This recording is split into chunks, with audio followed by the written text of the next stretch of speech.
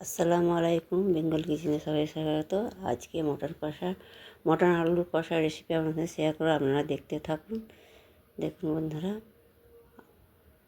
এই যে দেখুন মটন 500 মটন আছে, ওটা আলু দিয়ে কষা করে আপনারা দেখতে থাকুন।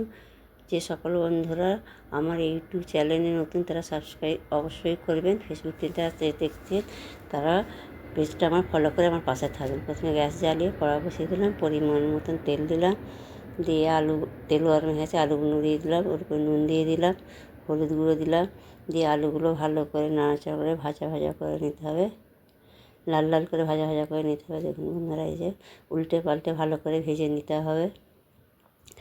আলু ভাজা হয়ে গেছে, এবার উঠিয়ে নেব। এক এক করে সমস্ত আলুগুলো উঠিয়ে নিলাম।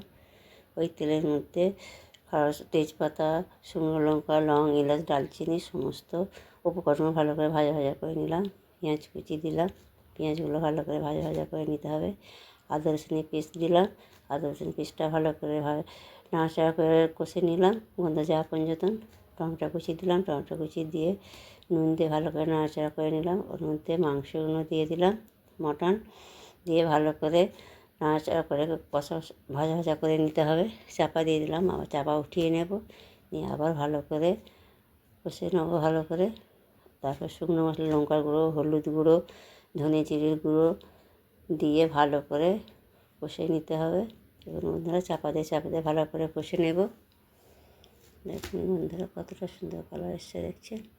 দেখুন তেল ছেড়ে গেছে, এবার আলুগুলো দিয়ে দেবো। আলু দিয়ে কিছুক্ষণ কষে নেব।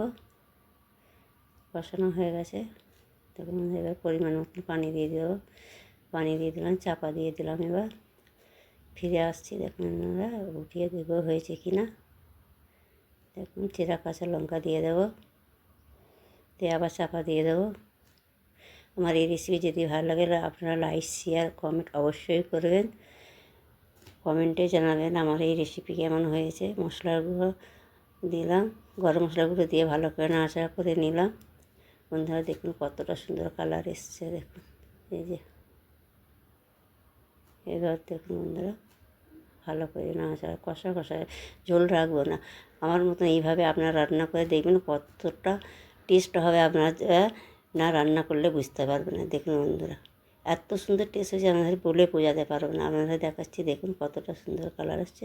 এবার শুকনো কষা করেছি। দেখুন বন্ধুরা দেখছেন কতটা সুন্দর হয়েছে। আমি যেইভাবে করেছি এইভাবে আপনারা করবেন। অনেকে কত কী মশলা দেয়, কিন্তু এইরকমভাবে আমার মতন করে দেখবেন, অবশ্যই আমাদের ভালো লাগবে। আপনারা ভালো থাকবেন, সুস্থ থাকবেন। আল্লাহ হাফেজ।